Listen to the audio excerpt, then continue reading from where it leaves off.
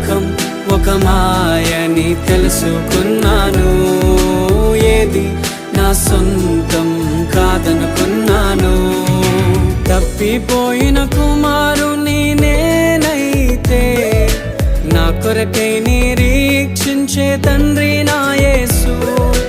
తప్పిపోయిన కుమారుని నేనైతే నా కొరకై నిరీక్షించే తండ్రి నా యేసు.